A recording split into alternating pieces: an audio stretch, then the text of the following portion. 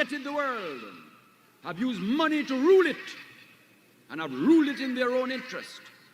It looks at a world economic system that has no regard for the poor, that has no regard for the small nations, that has no regard for the poor of the small nations. And the policy is a dignified policy, is not a violent policy, is not a policy of guns.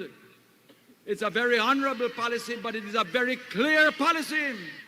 It is a policy that calls the poor of the world to stand together, to stand firm together, to struggle together, to struggle for change, to struggle for justice, to struggle through organization, to struggle through will, to struggle through determination, to struggle to build a new kind of world in which your children and mine will walk with more dignity, with better housing, with better opportunity, with better prices, with better response from the World Monetary System. That is the world to which I call you.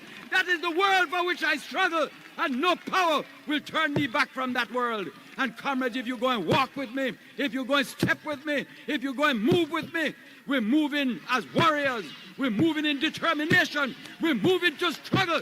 We're moving to change that world. No power will turn us back. Me ever fresh, me no green. Me coulda never green, dog. Me no chow chow. No. Ha ha ha ho ho. Who ya know?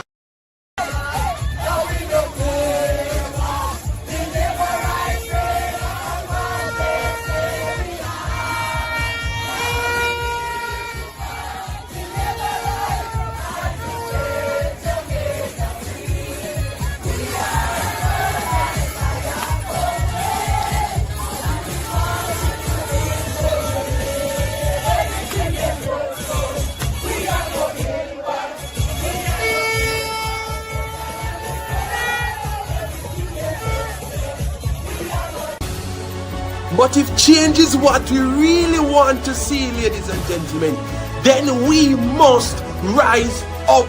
We must unite. We must advocate. We cannot remain silent.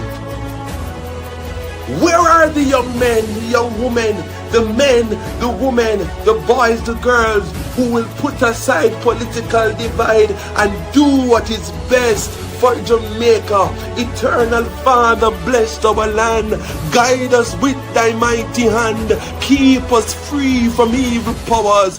Be our light through countless hours. Even our pledge, our national pledge, says before God and all mankind, we cannot see a better Jamaica unless we return to the foot of the cross. Jamaica under God must increase in beauty, fellowship and prosperity, and play our part.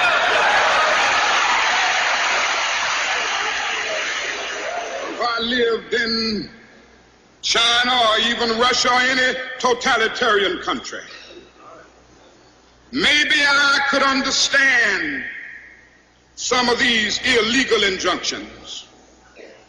Maybe I could understand the denial of certain basic First Amendment privileges because they haven't committed themselves to that over there. But somewhere I read of the freedom of assembly. Somewhere I read of the freedom of speech. Somewhere I read of the freedom of press. Somewhere I read that the greatness of America is the right to protest far right.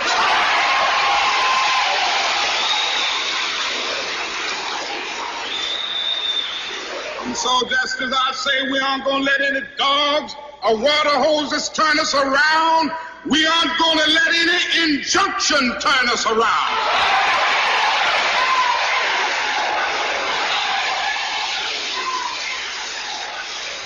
Well, I don't know what will happen now. We've got some difficult days ahead. But it really doesn't matter with me now, because I've been to the mountaintop. I don't mind. Like anybody, I would like to live a long life. Longevity has its place. But I'm not concerned about that now. I just want to do God's will. And he's allowed me to go up to the mountain. And I've looked over and I've seen the promised land. I may not get there with you, but I want you to know tonight that we as a people will get to the promised land.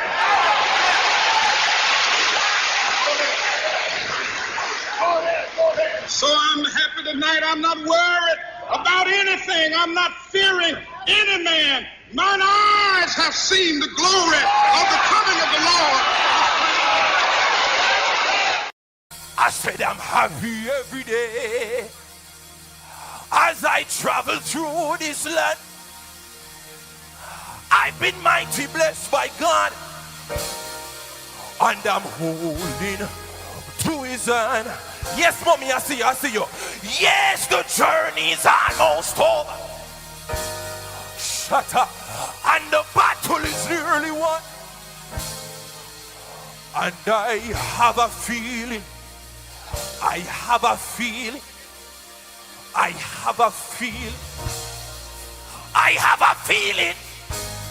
in my heart.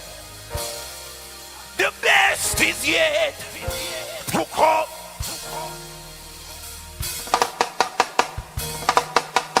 Slide up it. Over there, so. Una ready to get, una get up now, man. Una get up now, man. I feel mad in this place. Let's go. I am happy every day as I travel through this land. I've been mighty blessed by God, and I'm holding to his. Over there, so. I said the journey's almost over. I know the battle is nearly won. And I have a feeling in my heart, the best is yet. Come on, sir. I said the best is yet to come. When I walk through heaven's gates, yeah, I said the first time I'll see Jesus. I can hardly wait. And he showed me to a mansion and said, child, this is your home. And I have a feeling in my heart. You know this one? Listen, shut. Tell me who made the angels sing, and tell me who made the joy bells, and tell me who is the King of Kings. Nobody but my, come on, side of it. Well, yes, he made the world, he made the sea. Oh, fasten them together with his shaman. Under his control and under his command. Nobody but. Tell me who made the angels sing, or tell me who made the joy bells. Slide up hill, emancipate. Say I've got. Oh, you know.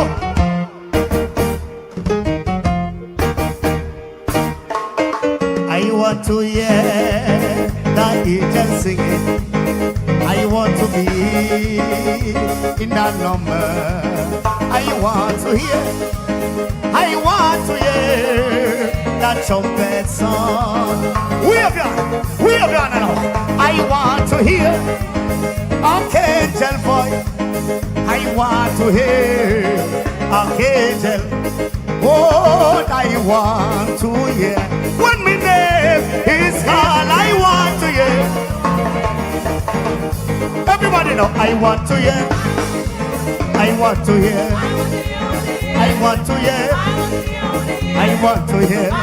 Watch out now. I want to see the angel marching. I want to be in that number. I want to hear. I want to hear that trumpet song. I want to hear archangel voice. I want to hear. God bless her now. I want to hear when my name is called. I want to hear. Everybody this song. If I'm not living for Christ, then I cannot be here.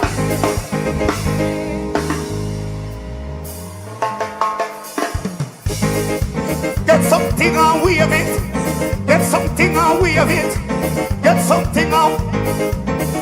If I'm not living for Christ, then I cannot be happy.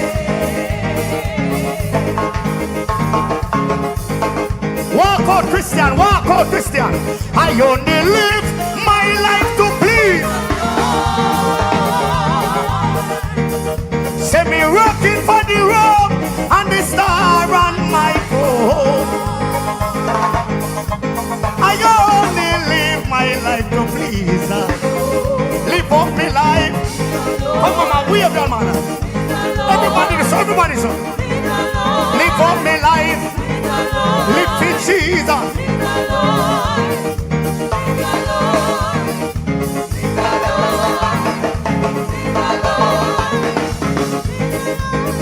Mrs. Silent Night. What a holy night. But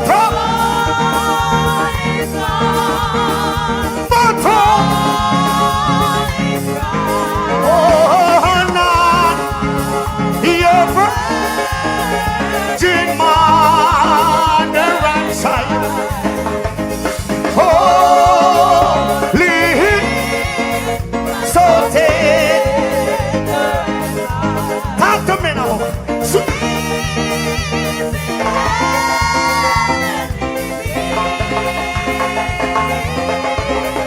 But sweetly,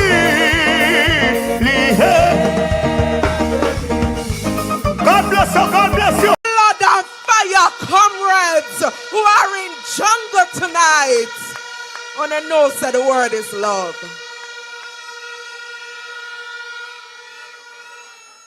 Comrades, me come with a speech, but it's a different speech me have to give tonight. But before I go into that,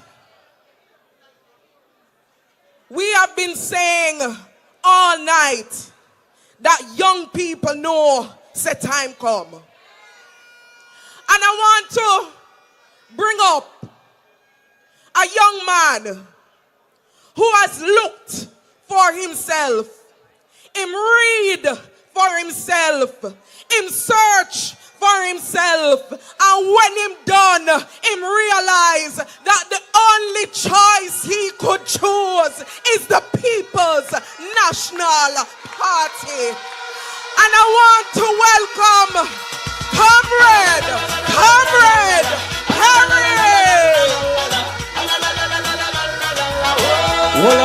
Hold on. We don't have much time.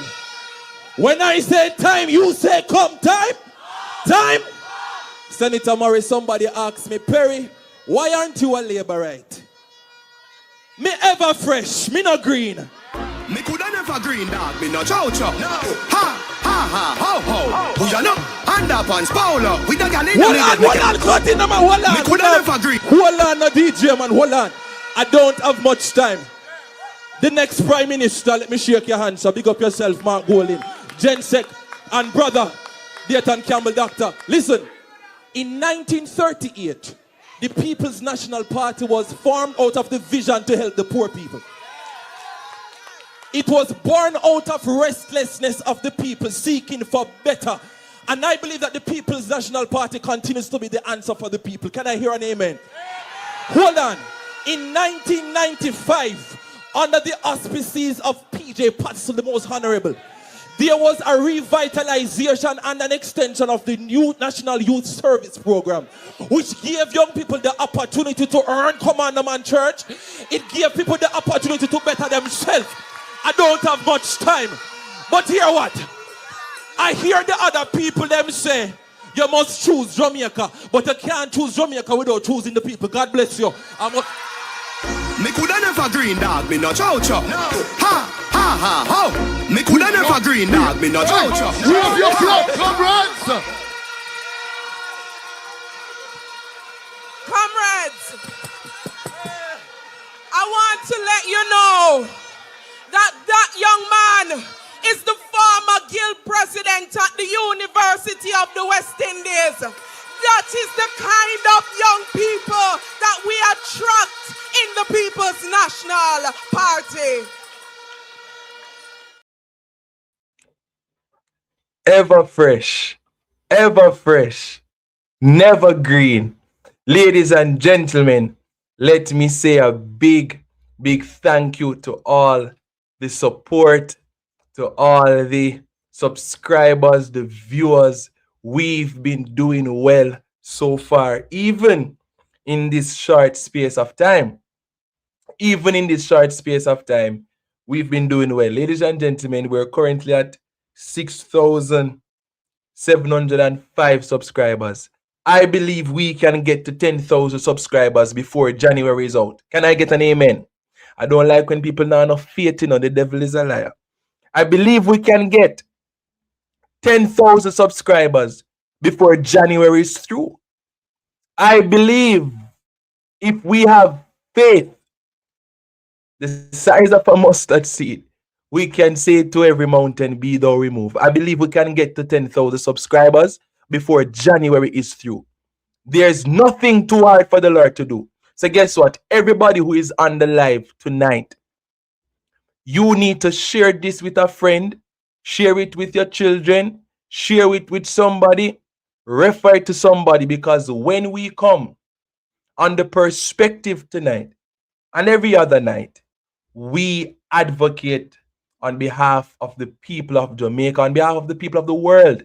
We've been touching a lot of international news, and we have to touch some international news tonight. I want to say a big, big welcome to each and every one of you. If you know, last night we mentioned that we'll be having a special guest tonight. Let me see if persons remember who I said I was going to have on tonight. Who remember who I said I was going to have on tonight to do a wonderful interview on a very important topic? If you remember, let me know. But you can expect a wonderful conversation tonight. So we anticipate that, but we're going to get into a few things until he's ready. Ladies and gentlemen, I am happy every day as I travel through this land. I've been mighty blessed by God, and I'm holding to his hand. The journey is almost over. The battle is nearly won. But I have a feeling in my heart that the best is yet to come. I'm going to kick it off, ladies and gentlemen, with something that I read. And it is so interesting. I am going to speak my mind tonight. I'm going to have to speak my mind tonight. Now, 100 million means go for Shuttlewood and Anchovy Road rehabilitation.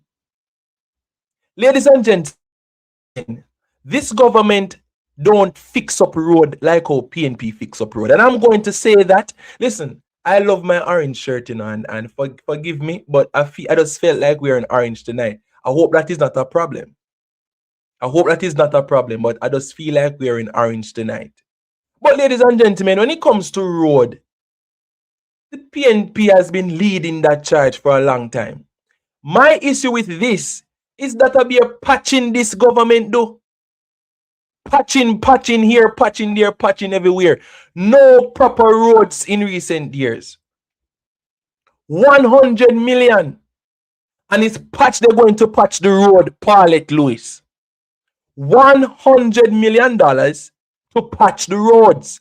I guarantee that as the roads are patched, not many days hence, the roads are going to mash up again. They patch the... Alright, it reminds me of Mr. Tufton up by Kissing Town.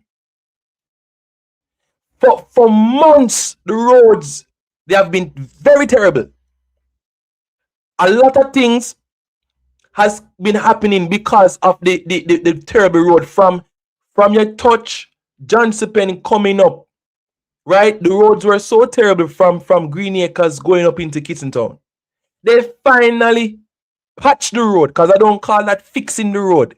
Then patch it. And right now, ladies and gentlemen, with the little rain, well, when I say little, I'm not saying that the rains weren't heavy, but with the rain we fall the 1 and 2 day, I am telling you, ladies and gentlemen, before January is out, that same stretch of road is going to be even in a worse off position than it was before. You know why? Because this government loves to do things half-heartedly. Half-heart.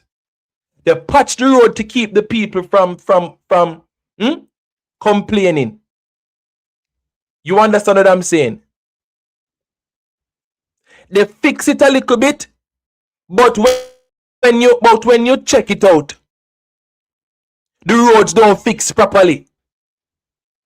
Patch road government even. Patch road. And they spend so much money to patch roads. Why not just fix the road properly? So I'm not impressed with these grand statements, $100 million. And the taximen had to demonstrate before they did, Cersei. The taximen had to demonstrate and threaten to park them vehicles before they could patch the roads. So with all of the money that is being spent and being gathered, why is it then that we can only see the patching of the roads happening? Can we get proper infrastructure for our roads, ladies and gentlemen? That is simply what I'm asking. Can we get proper infrastructure for our roads? The spark and can't reach even. So I'm not impressed with these statements, ladies and gentlemen. I know a lot of persons saying, yes, JLP is working and $100 million. But if the roads are going to just be patched, what's the sense of it? I'm not impressed. So can we see better roads for 2026? Can we see proper roads for 2026? I've said it before. One of the bare minimums that any country can expect is proper roads. If we don't have proper roads, ladies and gentlemen, transportation will become a struggle. Productivity will become a struggle. All of those things will become a struggle. Why is it that every time this government goes to fix our roads, in a very short time, the roads are destroyed again? Taximen, people driving, when them drop in a pothole, front end leak out, rims are damaged. People have to be spending more money, unnecessary money too. Unnecessary money too. To fix vehicle over and over and over again. That's oppression in my book. Fix the roads properly so that people can have proper roads to drive on. And then there's this concern too, Veronica, where some of the contractors that they're using over and over, some of them they can't even fix the roads properly, but because of them friend, ladies and gentlemen, they give them the contract and they cannot fix the roads properly. Better them go get the Chinese them. Better wanna get the Chinese them who know how to fix the roads them properly and spend one money and spend the one money and done. But because you don't have enough friends who are contractors and because you know owe them because them help to mobilize votes throughout the election, you have to ensure so them get contract for do slapdash work, hurry come up work. Do not do a thing, chow not try a thing. Ladies and gentlemen, we need to see better roads in this country. Better roads is what I'm asking for. Better roads is what Jamaica need. Better roads, Mr. Prime Minister. While you're dancing and gallivanting in a compound, the roads are terrible. So friend of eat a food in a this. It's a eat a food government this. No long lasting roads, woman of fire. Eat a food government, friend thing. So they're not getting the experts to properly fix the roads. Them get them friend. Waste of money and resources. It's a waste, it's a shame. And we have to highlight these things, ladies and gentlemen. We have to highlight these things. Remember, our interview is coming up But something that I'm so upset about, we have to mention it tonight.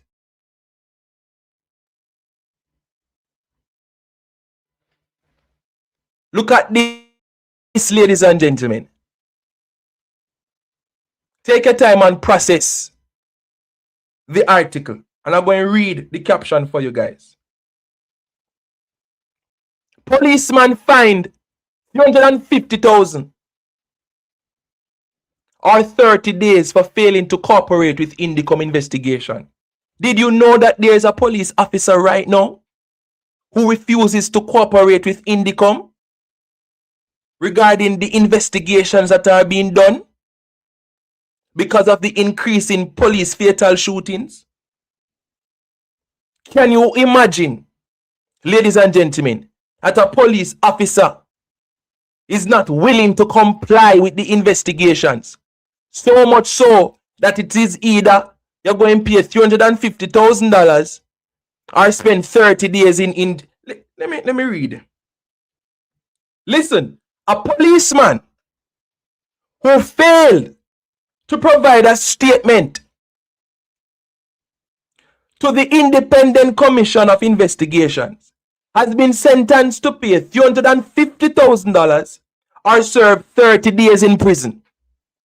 The sentence was handed down on Wednesday following the Constable Onardo Walker's guilty plea on November 25,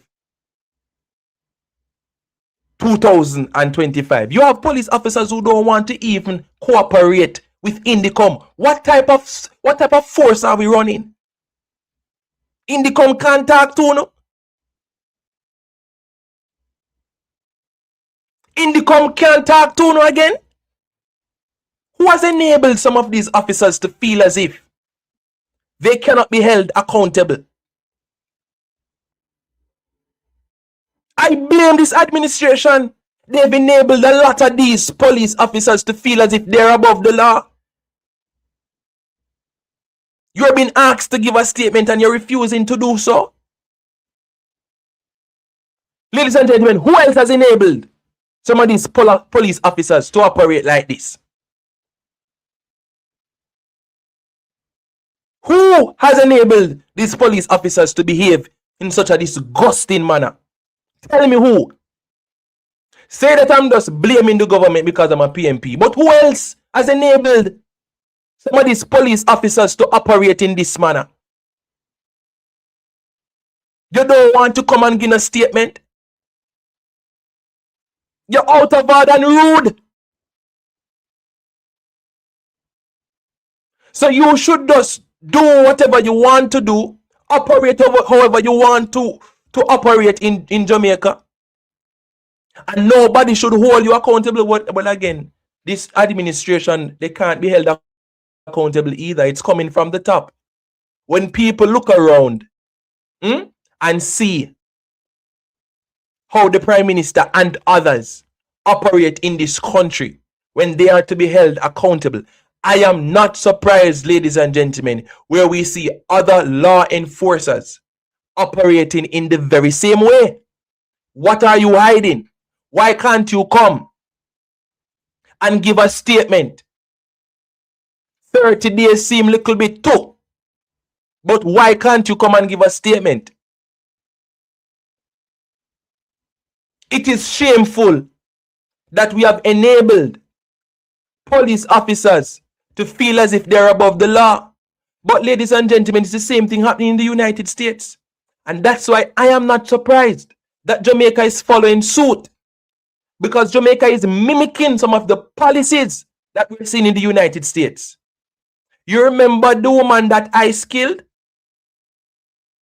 Listen. The woman shot dead by a federal immigration agent in Minneapolis on Wednesday has been identified as Renee Nicole Good. She was 37, a mother of 3, and had moved to the city just last year. She was a prize-winning poet, a hobby guitarist, and, according to Senator Tina Smith, a U.S. citizen. Originally from Colorado Springs, Good described herself, on what appeared to be her Instagram account, as a poet and writer and wife and mom who is experiencing Minneapolis. The account has now been made private. She had studied creative writing at Old Dominion University in Virginia and won an undergraduate prize in 2020. Her mother said she was extremely compassionate and loving, forgiving, and affectionate. She was an amazing human being. With her father telling U.S. media she had a good life, but a hard life. Several state leaders have said she was acting as a legal observer during an ICE raid. This is a volunteer who monitors police and security forces at protests and operations. Their goal is to help maintain calm, deter misconduct, and ensure legal rights are respected. But the Trump administration has called her a domestic terrorist, saying she was not observing,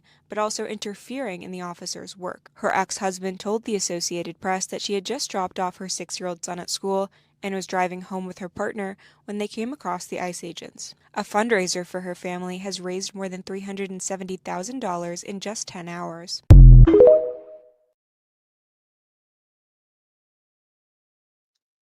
So you recognize, ladies and gentlemen, what is happening in the United States. Right now, it's turmoil in the United States.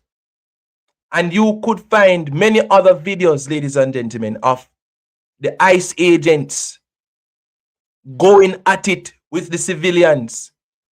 A number of protests are happening in the United States because of this incident.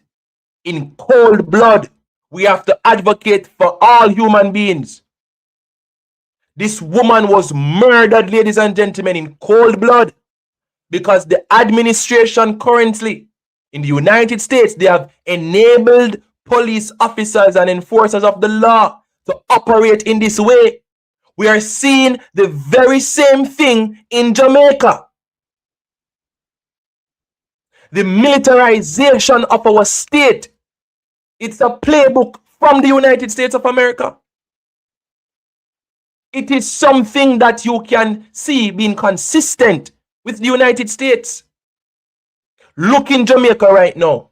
Never have I seen so much investment going into the security apparatus of our country. Now, I have no problem with providing the relevant resources to ensure that Jamaica can be a safer place. I am not against Jamaica being a safer place. I'm not against the police officers getting better equipment. I'm not against us recruiting more police officers and training more police officers. That's not what I'm saying. However, if you're going to improve security to only oppress the people and enable police officers to try and dodge questioning by Indicom, it doesn't make any sense. If you're only going to pump more funding in security so that people can get away with murder, 3 trillion, and other incidents, nobody camera. If you're going to invest in security so that police can only sidestep the operations and avoid accountability, nobody can be held accountable. Nobody is not saying anything. It doesn't make any sense. The same thing that is happening in the United States of America. It is the very same thing that is happening in Jamaica, because this government, they are modeling out very dangerous policy that is only going to cause chaos in Jamaica. And I'm happy that the PNP is speaking out. I know a lot of persons talk about PNP not speaking out, but a lot of things are being said. Crime reduction is desirable and must be pursued, but murder reduction doesn't necessarily lead to a safe society. Because in the society that we live, people must feel safe. If murders are down to 0 and you're afraid to go through your door and you can't leave your windows and doors open, we have a problem. We don't have a murder problem, but we have a security problem. It is the sense of security that enhances the quality of life of our people.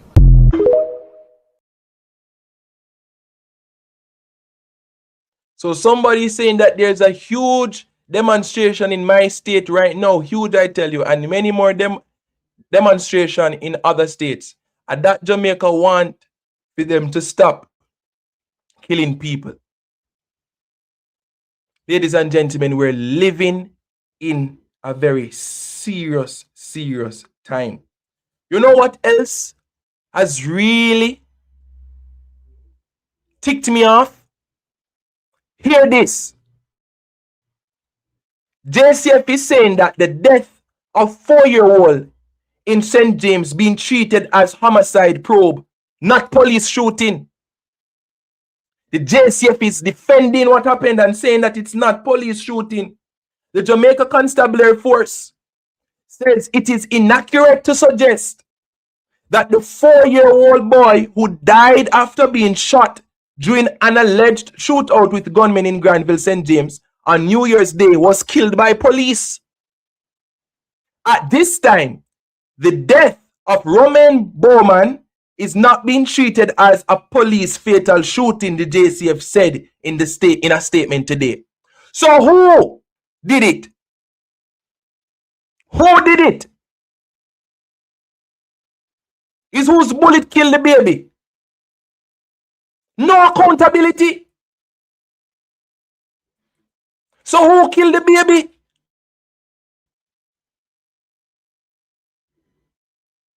They say it's a hammer, it's not police. Do it. So who do it?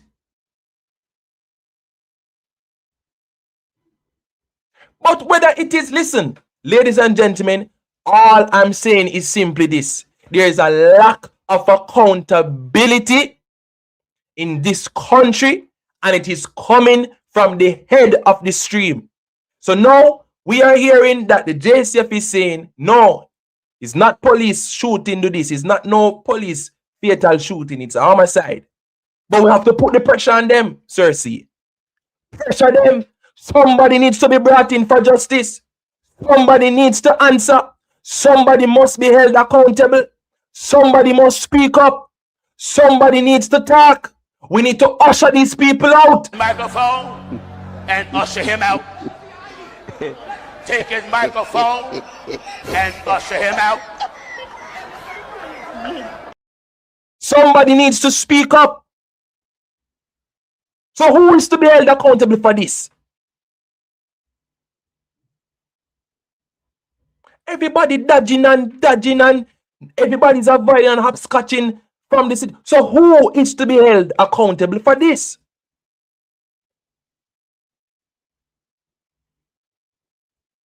It's a shame, ladies and gentlemen. Jamaica is becoming just like America, where people can get away with murder. People can get away with all sorts of evil. People can get away. Police can avoid investigation and don't want to come and give in any statement. You know why? Because a dangerous precedents have been set in this country where people feel as if their positions, their power, their resources, their money can get them out of situations, can get them out of problem. And that is coming from the head of the stream. We've seen it from time to time. No accountability across the board. It is coming from the head. So people believe that they can maneuver their way out of situations. Corruption is running very deep, Ilian.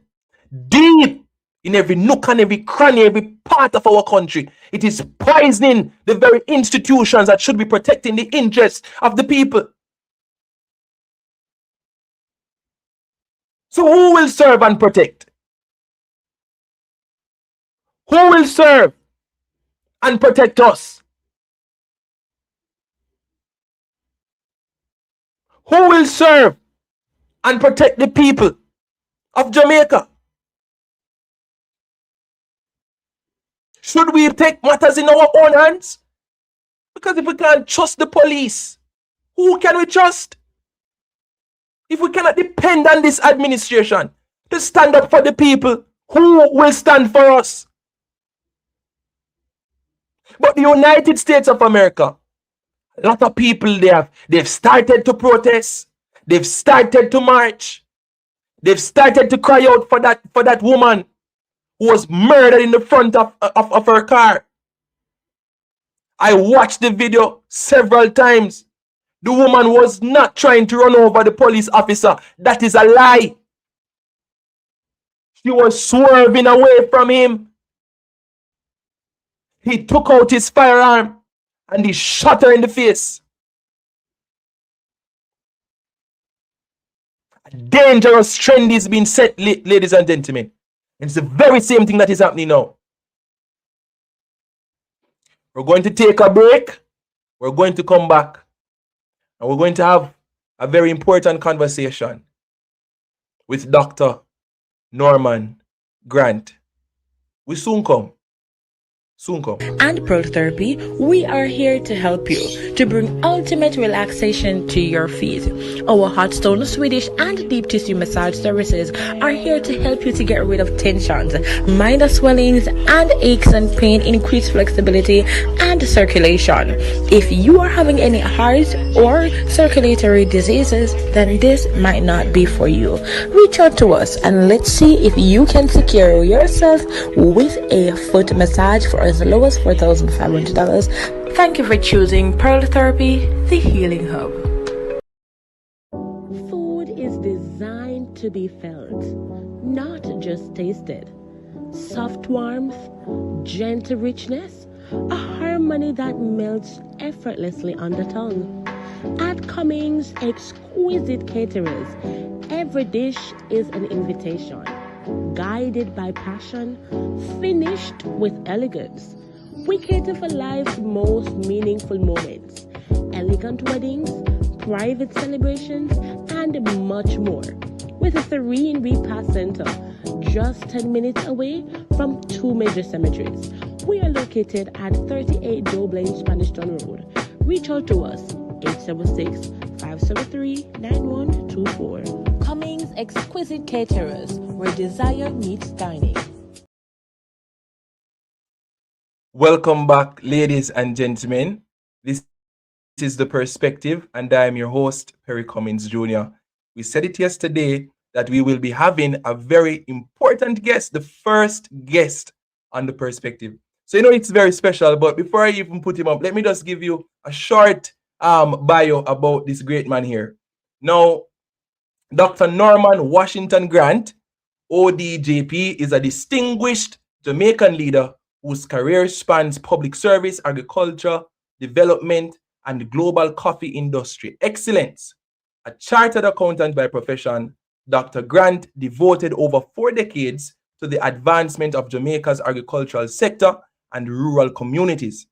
Dr. Grant served with distinction as a senator in the Parliament of Jamaica, representing the agricultural sector for the People's National Party from 2001 to 2016, contributing to national debates on food security, rural development, and economic policy. His leadership extended beyond politics into key agricultural institutions. He was president of the Jamaica Agricultural Society, the island's premier farmers association, where he pioneered the influential Eat Jamaican, Grow What We Eat campaign, which significantly boosted domestic agricultural production and reduced the nation's food import bill. In the coffee sector, Dr. Grant has been a transformative figure as Chief Executive Officer and Managing Director of the Mavis Bank Coffee Factory Limited, and as Chairman of the Jamaica Coffee Exporters Association. He has championed quality, innovation, and international recognition for Jamaica Blue Mountain Coffee. His expertise as a certified international coffee cup taster and Coffee Quality Institute Q grader underscores his commitment to excellence on the world stage.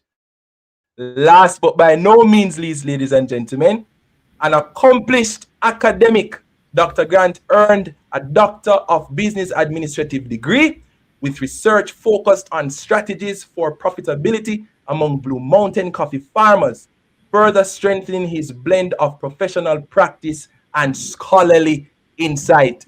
Dr. Norman Grant, I could read on and on. Thank you for being here. Thank you very much, Perry Cummings Jr. I could keep listening to you. I've never heard it read like that. So at the end of one of your earlier programs, you were Yes. saying ushering him out, but that's a great way to usher me in. That's right. So I just like to say good night to all of your viewers and Mhm. those who are listening on the World Wide Web. I would like to congratulate you for Thank this you. program. I have watched you on another set because I am juggling between both. That's Uh, all right. and I found you. I searched and found you, and I found that your deliberations are very solid and deep. And I just want to say, continue the good work. I also want to say one of the things that um, was not included, that I have been a minister of religion all of these time. I'm a committed Christian. I'm a pastor of one of the churches, the Pilgrim's Church of God, and I'm Awesome. currently the acting general overseer. So I'm making good use of my That's time right. outside of politics. Yes, yes, that's all right. So thank you for having me tonight. Thank you for being here, Dr. Grant. It's always a pleasure to have conversations with persons who have, significantly impacted Jamaica and Jamaica's growth. One of the first things we want you to tell us about is just give us an overall expectation for tomorrow, because you told me that tomorrow is Jamaica Blue Mountain Coffee Day. Tell us a Yes. little bit more about that. Right. And just before I do that, I also, I'm a strong family man. I want to thank my wife, Millicent, for the support. I have 3 children and about 7 grandchildren, and they keep me My going. God. And my in-laws, my 2 son-in-laws, and my daughter-in-law. So, and My God. I want to greet my mother, who is 79 this year. Wow. So we really a little sadness because I lost my younger brother a couple weeks ago, who actually worked with the Jamaica Agriculture Society. He was the internal auditor there, Elvis Lewis, young man, Mm. 49, and so I'm a little Wow. I'm grieving right now, but Wow. I'm Condolences, doctor. thank you. So Mhm. Jamaica Blue Mountain Coffee Day. I'd like to talk about this most very important product that we produce in Jamaica. And in Mm. doing so, I'd like to salute the 5,000 coffee farmers that grows this coffee. Firstly, the Blue Mountain farmers in regions specified by law as Blue Mountain regions in 3 parishes, Portland, St. Thomas, and St. Andrew, and the non-Blue Mountain farmers, in Mhm. Manchester, Clarendon, and those areas. I'd also like to salute the coffee farm family, that is about 102,000, that really have to navigate, very bad road conditions, Mm. adverse situations in rural communities, a lot of which I've put before the Senate during my 15 years to grow this really exotic product. Jamaica Blue Mhm. Mountain coffee. Firstly, coffee came to Jamaica in about 1728. It was brought here by Sir Nicholas Laws, and the first 3 plants were planted in a place called Temple Hall. In Mhm. 1953, Mr. Keeblemon, a former minister of government, former minister of agriculture, he also was a prisoner of war because he fought in World War II and he was captured. And after spending 6 months as a prisoner of war, he came to Jamaica, came back to Jamaica to join his mother to Mhm. run the Mavis Bank Coffee Factory. At 39 years old, he saw his mother selling coffee locally and to the Canadian market. And something clicked in him and said, listen, I want to now jump out of the traditional market and now look to Japan, because then Japan was not a traditional market. So Mm. in March of 1953, the first 3 barrels of Blue Mountain coffee was exported from Mavis Bank, the little community of Mavis Bank, from the Mavis Bank Coffee Factory by Kiba to Japan, to a company called Key Coffee. So that's what started this coffee journey to Japan, and has developed the diplomatic relationship between Jamaica and Japan. So we really say that our first ambassador was really coffee. Yes. By 1967, the 9th of January 1967, the largest shipment, that's a full container, a load of coffee, left the port of Kingston to Tokyo. And 50 years after, in 2017, we thought about celebrating this fantastic market for Jamaica Blue Mountain Coffee. And why we say it's a fantastic market, because at that time, we were exporting 90% of our coffee to the Japanese market. Yes. 10% to USA and 10% to the rest of the world.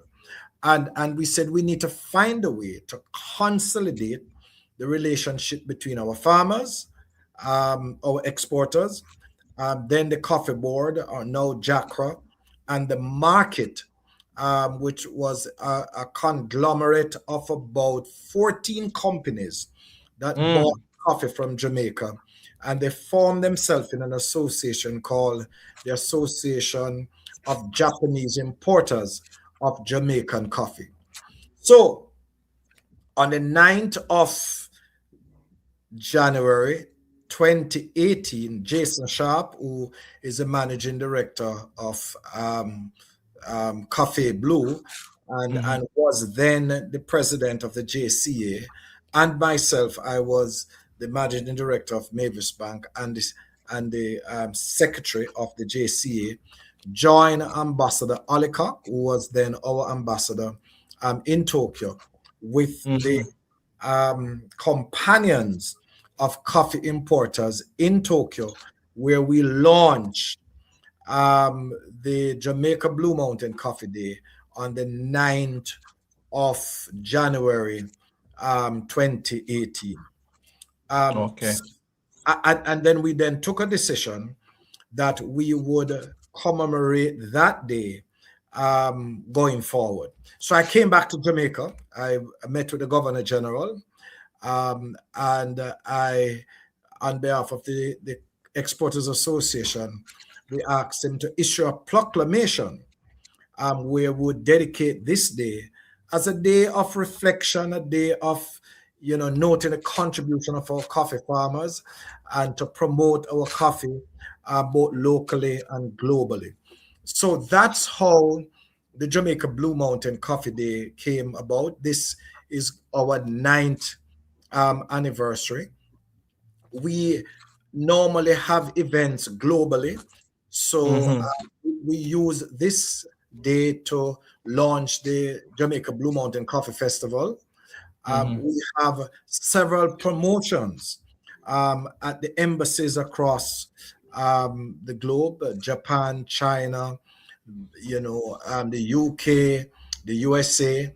So the entire market is activated by just sipping Jamaica Blue Mountain coffee, enjoying Jamaica Blue Mountain coffee. We have our hotels promoting Jamaica Blue Mountain coffee. Our supermarket will be tasting all at Emancipation Park, at the hotels, at the airport, at the ports. But Perry, this year we have decided to tone it down a bit because of the impact of Hurricane Melissa. Yes, I'm happy you touched on that. Go ahead. Hurricane Melissa, while the West was devastated, and we really empathize with them, in the East, we also got significant damage. We're looking at, parishes of Portland, St. Thomas, and St. Andrew, St. Mary, as well, where the storm hit during the peak of the period. That's when the cherry coffees were on the trees ready to be reaped. As a result, a lot of those cherries fell off the trees, and our farmers lost somewhere in the region of about 100,000 boxes. We're Wow. currently paying $10,000 a box. So the value of the farm gate loss to the coffee farmers there is about $1 billion. Can I repeat it? $1 Yes. billion at farm gates. To compound that situation, we had block roads, farms were cut into 3-4 pieces, rivers overrun its bank, and a lot of our farmers were unable to get to their farms, and therefore it really increased their post-harvest losses. So we, and when I said we, the Jamaica Coffee Exporters Association, JACRA, in partnership with the Ministry of Agriculture, JAMPRO, and the Coffee Growers Association, decided we would focus on our farmers rebuilding a climate resilient coffee industry. So pretty much that's what the focus will be tomorrow. While there will be discounts, for example, Mavis Bank has coffee shops across the country, and we're offering 10% discounts on Jamaica Blue Mountain Coffee Day. If you go online, Jamaica jablumcoffee.com, for the entire month, we'll be offering a 10% discount. Rather than going to Emancipation Park or promoting at the Devon House or at the hotels, we are having a farmers' day, a coffee farmers' day in the middle of the Blue Mountain in Guava Ridge, East Rural St. Andrew. That's tomorrow from 9 to 4. The Minister of Agriculture, Honorable Floyd Green, will be there. Members from JACRA, and some other ministries, myself, the coffee growers, and we are aiming to distribute 1,000 coffee seedlings to our farmers. We're giving those away. We are also, as a result of the Hurricane Melissa, I led a delegation to meet with Minister Floyd Green, just outlining the situation and asking for some assistance to the coffee farmers. I'm very happy to announce that he has committed $120 million to the coffee sector, and 35 million has been allocated as a first tranche, where we are providing the farmers with fertilizer, seedlings, and other inputs. So we're going to be using the Jamaica Blue Mountain Coffee Day and the rest of the month of January to just reach out to our farmers, get them some of these inputs so that we can really start to rebuild the farms. The Melissa was compounded also by the fact that 2 consecutive years, that is 2023 and 2024, we had climate change events. So it was either the beryl rain or flood rains, and during those periods, we lost about $1.5 billion worth of cherry coffee. So over the 3-year period, Perry, we have the coffee industry has lost some, just in terms of farm gate prices, $2.5 billion, and that is significant and devastating for the farmers. So we're using this effort. We have met with the minister. We have worked out a proposal where we develop a coffee working group, and we have presented to him a proposal called a CREP program, which is a coffee crop resuscitation and establishment program. And what we have said to the minister, provide the coffee industry with input support of about $300 million per year over a 5-year period, and in the form of fertilizer, chemicals, seedlings, so that the farmers can resuscitate their farms. We have also said, look at building capacity with our farmers through training. Look at the whole issue of the rural, the farm road networks, because Yes. Perry, it's bad in the country, in Yes. terms of condition of the roads. I'm very happy to say that the minister has indicated that he will support the program. And what we have done is to put in like a task force to assess it. We have been on this for about 5 to 6 years. And what we have placed on the table is that if we implement the CREP program, what we will see is that our productivity, that is now $30 per acre. And so you're rolling into now my doctoral studies. Go ahead, Dr. Grant. We have some questions for you, but go ahead. Yes. Right. 30 boxes per acre. In comparison to Brazil and Costa Rica, that they're doing 150 to 200 boxes per acre. So we're saying, Minister, if you give us this intervention, we could move our productivity up from 30 boxes per acre to somewhere in the region of about 90 to 100 boxes per acre. But listen to this. This is where the game change comes about. Would move our production from about 200,000 boxes to about 450,000 boxes over a 4 to 5 year period. We are now currently generating foreign exchange of about 28 million US from coffee, up from 17 million, and then it gets to 20 million. But this intervention over a 10-year period, and a growth rate of somewhere between 2 to 5% per annum, you could see where the coffee industry itself could generate a foreign exchange earning of about $100 million per annum. And that, we think, is game changing. So we'll be talking about how we can sustain that. We have to look at crop insurance for the farmers.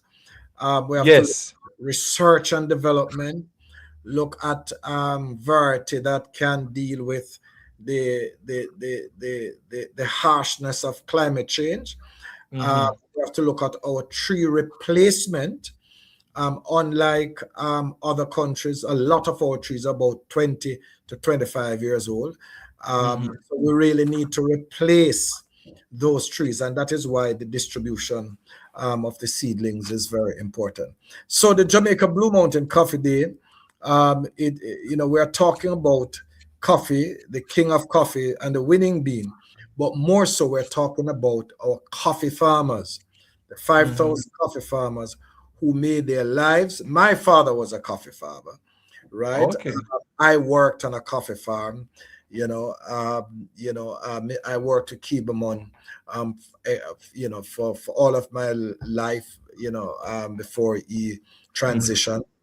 So coffee is one of the crops that I think is very important that we continue the investment in, because it can help to transform the quality of rural life, and we should grow more coffee, grow what we grow, export more coffee, and improve the quality of life for our rural people. Yeah, thank you for that, Dr. Grant. And I'm happy that you touched on your wishes to have Jamaica growing more coffee and exporting more coffee. It brings me to my first question for you tonight. Do you believe that as a country, we've really encouraged a lot of young people to venture into this particular industry? Have we really encouraged young people enough to see the importance of getting involved in agriculture with such an important industry that has the potential to to rack millions of dollars per annum. Are we doing enough as a country, as a people, from a socio-economic standpoint as well? We're doing some, but we need to do more. When I Mm. became the president of the Jamaica Agricultural Society in 2003, I was the youngest person to hold the office at 39 years old. Wow. And I'm still the youngest person to hold that office. And I also was appointed by Roger Clark as chairman of the Jamaica 4-H Club before that.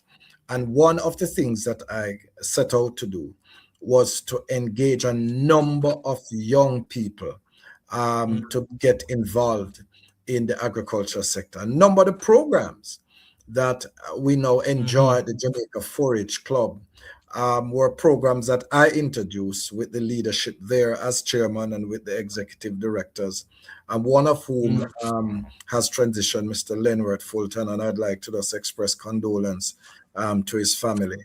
But a lot more needs to be done in terms of getting more young people involved, because there are tremendous opportunities that we have in agriculture. The issue is that young people are short of collateral.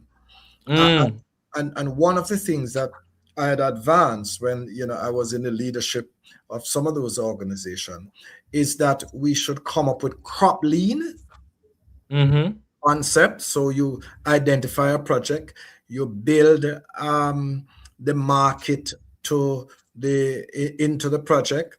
So and you would also have a situation where a number of those idle lands that is around, Yes. you lease them to the young people, right? Okay. And you create frameworks, financing frameworks, whether it is to the PC Bank, Exim banks, or the development banks, and you provide them with financing to not go into only primary agriculture, but also agro-processing, because we are importing a lot of puree that we can grow in Jamaica. And I'm saying that someone needs to invest in the youth, right? I was going to say, some people say you must take a chance with the youth. We're not talking about taking a chance with the youth. We're talking about investing in our young people so that they can get out there and help to produce, to reduce our reliance on import, right? And to build our economy. 6% GDP, I think that if we provide, value-added frameworks where, our young people, whether it's CASE or NACALVA, or 4-H club movement, or to the universities, right? Can get them on a 20-acre farm, get them the land, give them the concept, get them into the market, and I'm telling you that it will help to not only transform their lives, but it also will help to transform the economy on a whole. So yes, we are doing some. There are some programs that were there. I'm of the view some of those programs, when I'd introduced them, whether it is the 4-H or it's the JAS, it was to really give the young people huge capital, right? Yes. The issue is that the banks, the DBJ is not a wholesaler of credit, right? You have to go to the AFIs. So when the DBJ lend to the AFIs, then all of these young people that have these projects has to come up with collateral that they don't have. Yes, they don't have it. They don't have it. So we need some clearly defined, deliberate programs, right? Greenfield programs where you can, find lands, find capital, invest in it. It's like an agricultural incubator, right? Where you work with them, right? And get them to add to the gross domestic product of the country. Thank you for that, Dr. Grant. Another question that I'm pretty sure, and I saw somebody asking in in the comments, how can one actually invest in the coffee industry? Let's say I don't necessarily want to have a farm. I may not have that knowledge to go and start my own coffee farm, but how can I invest? The opportunities are just wide and great, and I'm going to be talking about some at the event tomorrow. So let's look at the coffee value chain. So one part of the value chain is farming. Then you can go into processing, where you take the coffee to the factory, process it.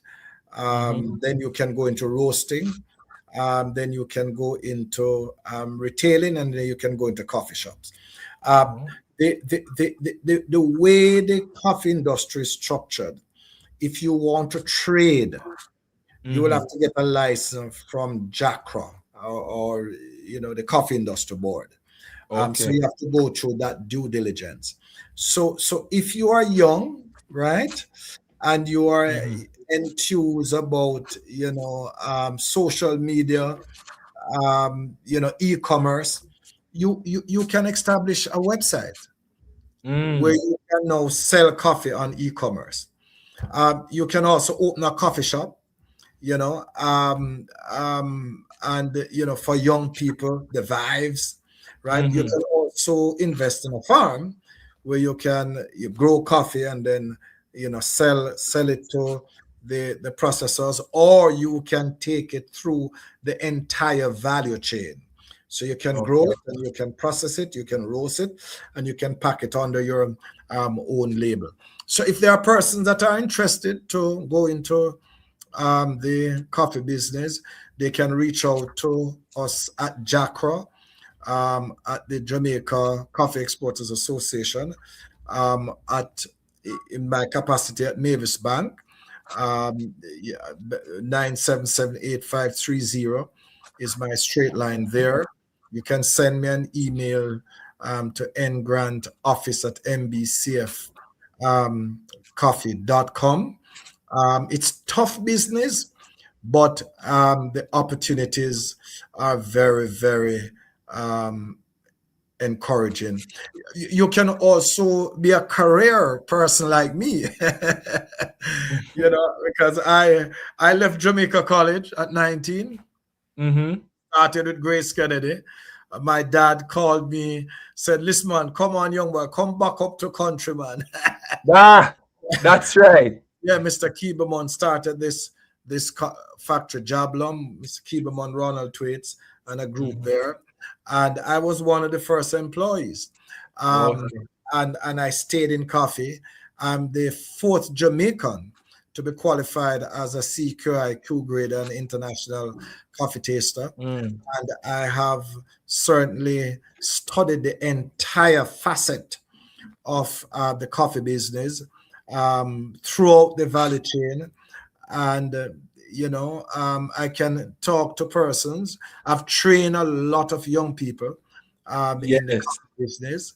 Yeah, because I believe in trading, Perry. I don't believe in just taking everything for myself. You yes, I'm happy to hear that. You can't go with what you have here. Yes, pass on the knowledge and build people. Pass on the knowledge. So there's a huge opportunity in coffee. There's a huge opportunity in agriculture.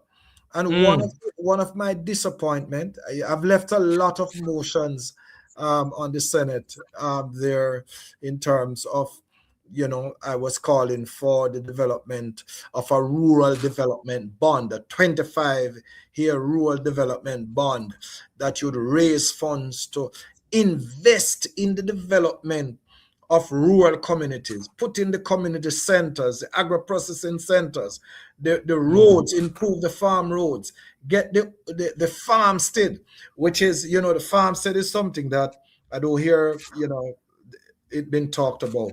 But where you put young people and families on 5 acres and 10 acres of land, they build their houses there and they farm around their houses. And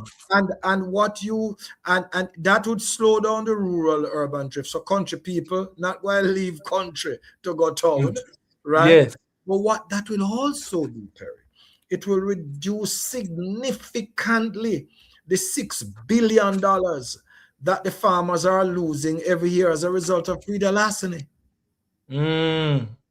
So, but somebody must invest in agriculture. It can't be, it can't be just talk.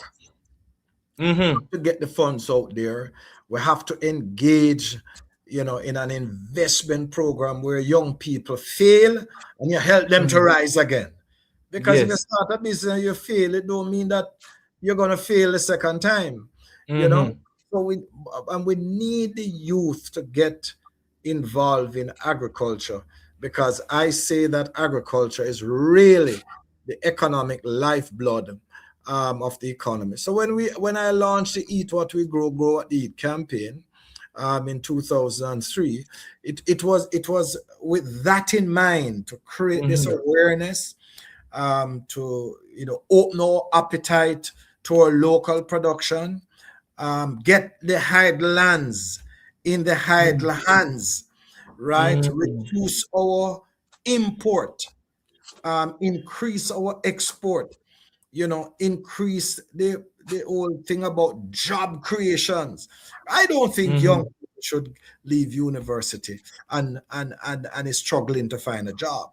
My right? God, help us, help us. Yeah, and agriculture is there. Listen, you can be a research analyst. You can be, an agro processing. You can design your own products.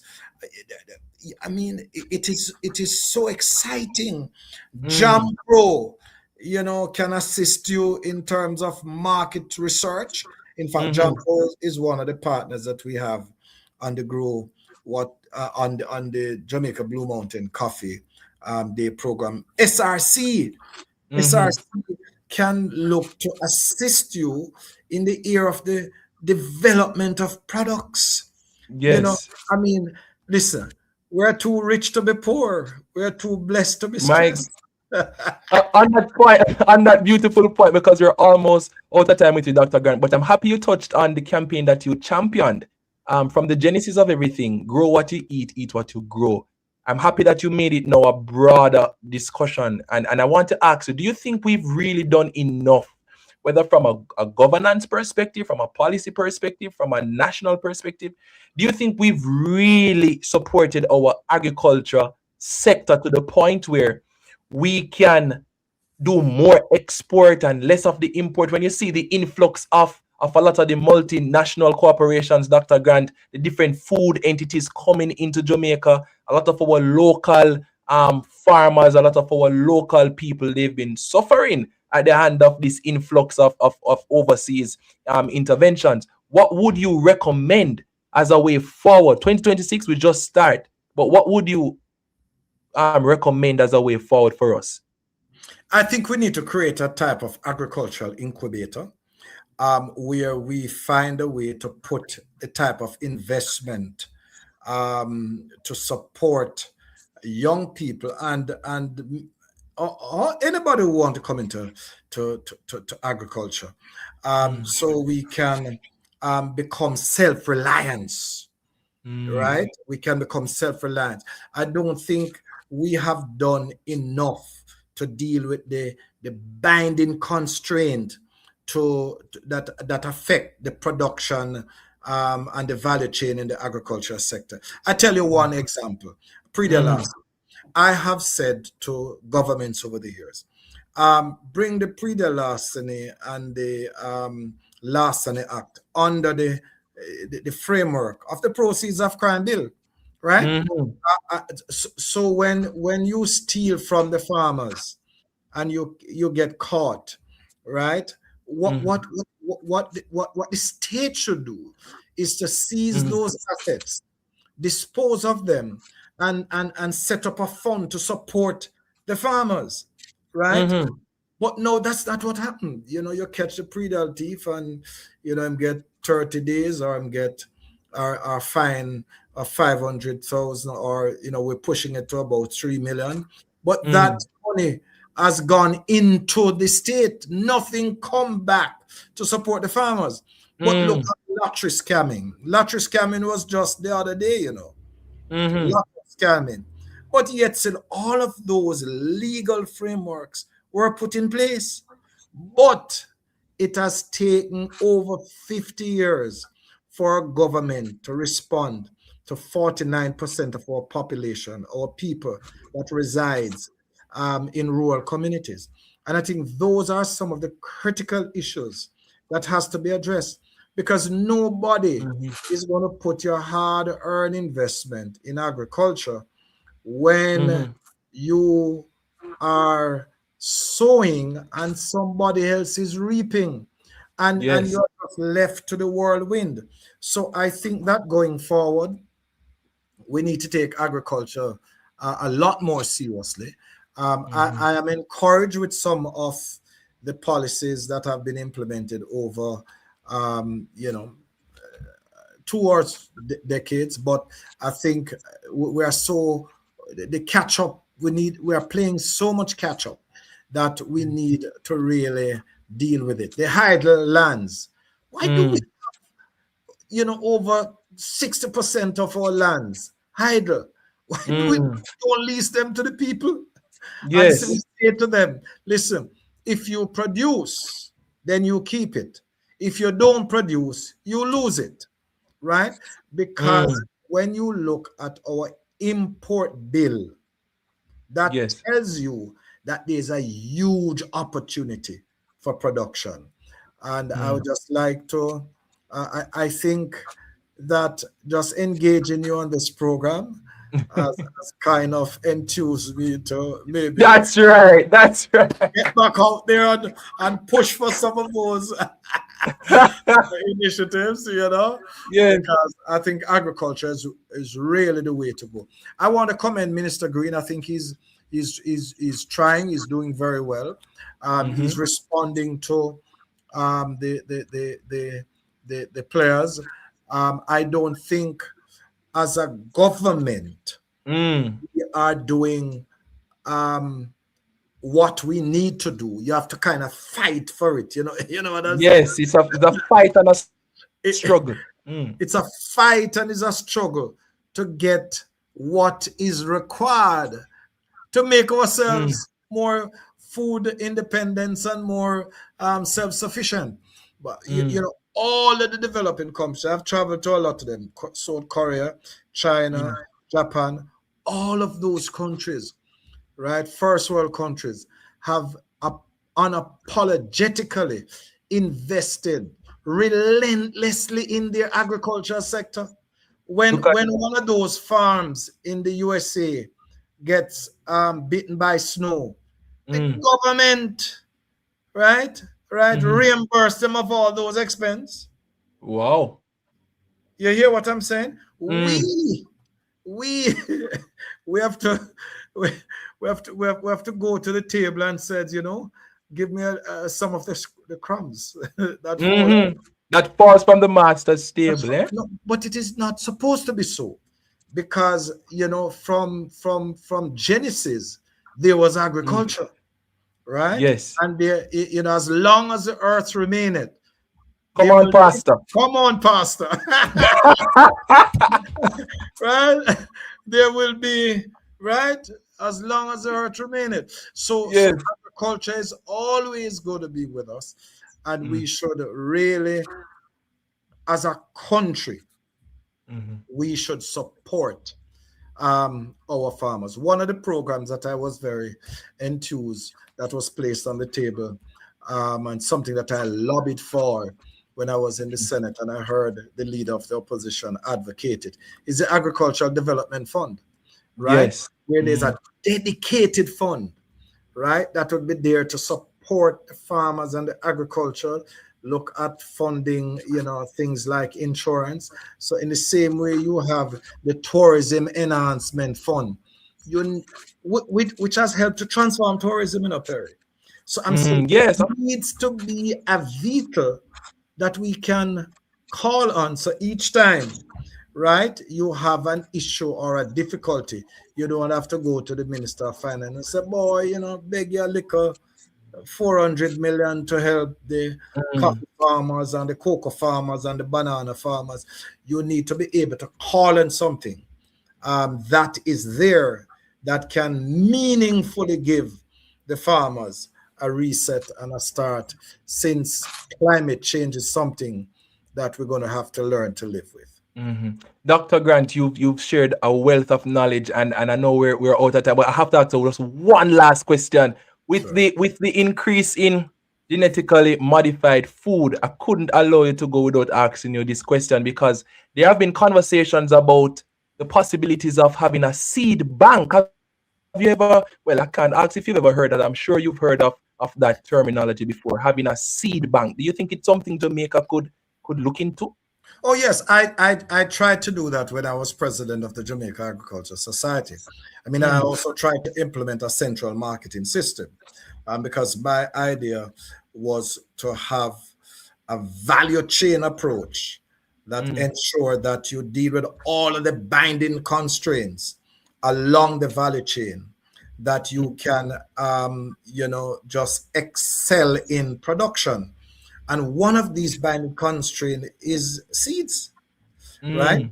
And therefore, the whole issue of a seed bank is something that we should think about very, very seriously and consciously, in the same way that we should look at stored cold rooms and storehouses, right? So that when you have, a peak production, you can reap, like what they do in the developed countries. You can store it in your cold rooms and your storeroom. You can transfer it into puree, right? And then during the time when the production is down, you can then release it back into the market, so that you are managing the price variation for the farmers. Listen, agriculture is so exciting. It's so exciting. So exciting. I can't stop by without saying, go to our website, jabloncoffee.com. Place your order. You have a 10% discount for the entire month of January. I'd like to salute the Mavis Bank Coffee Factory, Wallingford, Jablon, our chairman and shareholder, the Honorable Michael Leachin.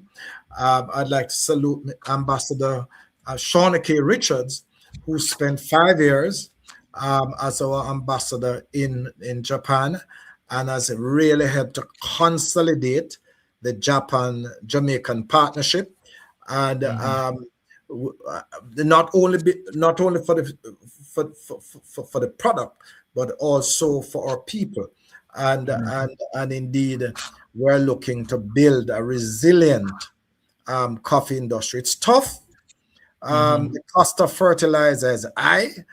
We need some subsidy there. We need to remove GCT from some of the items that are critical to the element of production. Right now, with the Melissa setback, we have an opportunity to reset the production life cycle for the next 50 years. And it simply means that one of those sectors that we must invest in relentlessly is the agricultural sector and the agro-processing sector. Wow. Thank you so much, Dr. Grant. Again, congratulations, Mr. Grant. You are the first guest. You're the very first guest, and what a lovely conversation, ladies and gentlemen. Oh, great. I'm very honored. I want to congratulate you. I see you as a very bright and intelligent young man, and I listen to your program. Thank you. I normally listen, and then at 8 o'clock I go somewhere else.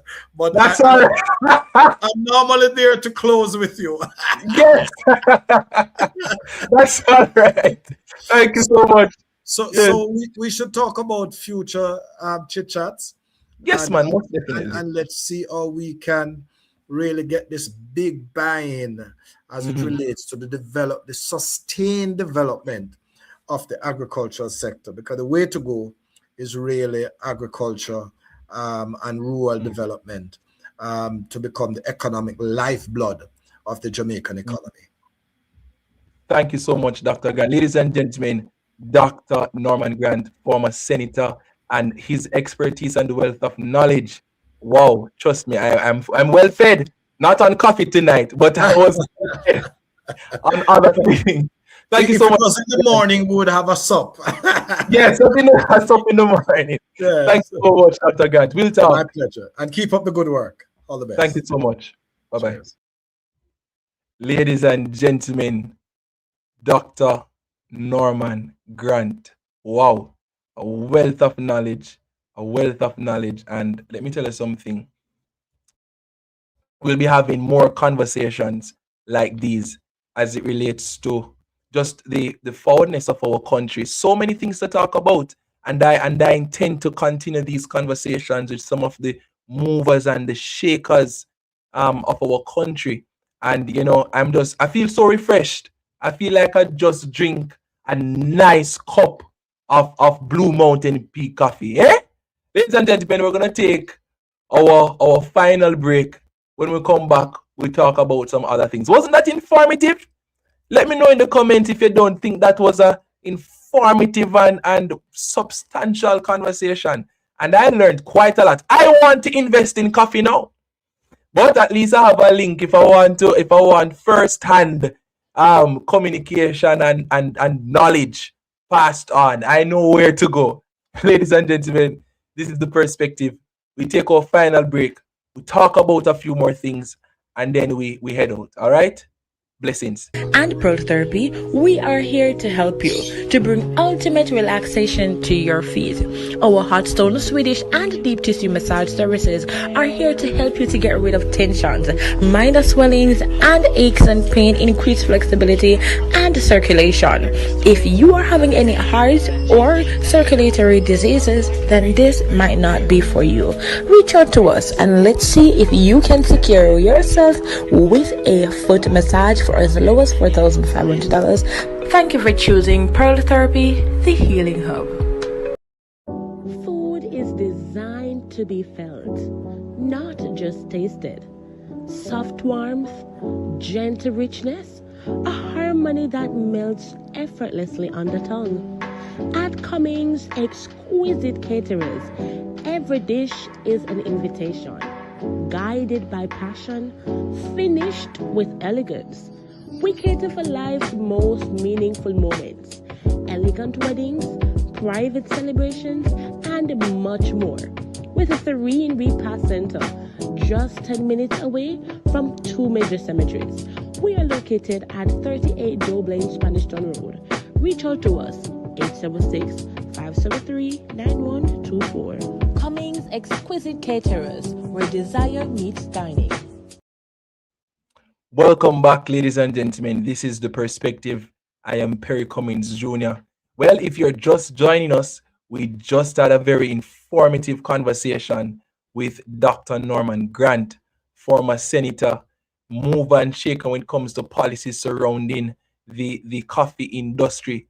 His entire perspective tonight really has encouraged me, and I'm pretty sure many of us were encouraged too. And I am now even more encouraged to see what our agriculture industry will look like for years to come, because it is indeed true. We need to do better, as a country as it relates to our focus on agriculture. Ladies and gentlemen, we're almost out of time, but I wanted I saw a video on TikTok, and I think it would give us a greater understanding as to what is really happening. A lot of persons have been tuning into the international news. Of course, Mr. Donald Trump and his administration and how they've been operating. Let me tell you this, ladies and gentlemen, if you did not know, the United States is to exit 66 international organizations to retreat from global cooperation. Now, if you should do an in-depth analysis of this move by the United States, it is because if the United States is a part of these international organizations, they can be held accountable to international law and practices. And we all know that there was a major breach with what Donald Trump did when he said he captured Maduro. Now the United States is looking to exit the 66 international organizations, to retreat not just from global cooperation, but to retreat from being held accountable from a global point of view. Look at what is happening, ladies and gentlemen. It is serious. The United States, they are running from accountability right now. Because let me tell you, a lot of persons, they are speaking up. A lot of countries, they are speaking out. But you know which country not say nothing yet? I wonder who can guess which country is yet to say anything. The South African president, they have spoken up. And many other places, they've spoken up. You know who else said something? I don't think persons could even guess who came up and said something. And people are going to tell me that the PNP is wrong to ask for our government to make clear its stance. The United States president is running away from the international organizations. But guess who spoke up? And the irony, ladies and gentlemen, former Prime Minister Bruce Golding spoke up. He spoke up. Bruce, come and talk. So how is it that some of these labor rights are going to... Yeah, man, I just had a drink. I had a nice cup of Blue Mountain Peak coffee, so I feel a little more energy now. So how is it that some of these labor rights are going to tell me that Andrew Holness should not say anything, but Bruce Golding can come out of retirement and talk? So how Bruce Golding can have spine and Andrew Holness can't have no spine? Golden Knox muted international response to US actions. A lot of them depend mute, Mr. Golding. Andrew Holness is muted because the United States of America has his remote. Come 2029, this is what Bruce Golding said. Come 2029. Somebody wants to send me an Instagram video. Go over at PerryInChrist_music and you can send me a video there. I quote Bruce Golding, former Jamaican Prime Minister. Come 2029, we will say goodbye to Trump. What happens after that will depend on whether he has firmly put in place a new ideology and the framework of a new world order. So we can call people conspiracy theorists all we want. There is, and we've said it on the perspective many times, there is a new world order, ladies and gentlemen, that is being established before our very eyes, and many of us are sleeping. People still blind. Bruce Golding says that he has firmly put in place a new ideology and the framework of a new world order that will enjoy significant support. Like it or not, the future of the new world now rests rather in the hands of the American voters. But Andrew Holness can't say anything. Andrew Holness can't say anything. Why? He cannot speak up. And even a former JLP Prime Minister can talk up. The Prime Minister is weak. He has sold out. Can't talk. He's talking about everything else. But what the stance of Jamaica is, the Prime Minister directs gunmen to shun criminality, acknowledges major crime reduction. We're yet to hear anything about the great 300% increase of police fatal shootings in the same period compared to last year. Nothing about that. Grandstanding in power faith. Grandstanding. Shameful. I am asking, ladies and gentlemen, if we are going to sit and allow ourselves to sit under this administration that is so condescending, no backbone, no sense of morality to stand up for what is right, what are we afraid of? What are we afraid of to speak up? If we've gone so far, ladies and gentlemen, we cannot advocate for what is right. It doesn't make any sense. Enabling police officers to even avoid investigation. Talking about everything else. But Bruce Golding could come and talk. Bruce Golding could come and talk. I said it before, you know. We've seen better than Andrew Wallace. I don't know where this notion came from, that he is the best. I don't know where and what premise did people come to this conclusion. I don't know where did the thought come from that this man is the best prime minister Jamaica has ever seen. We've seen better JLP administrations in this country than the administration of Dr. Wallace. And I dare anybody to challenge me on that stance. We've seen better.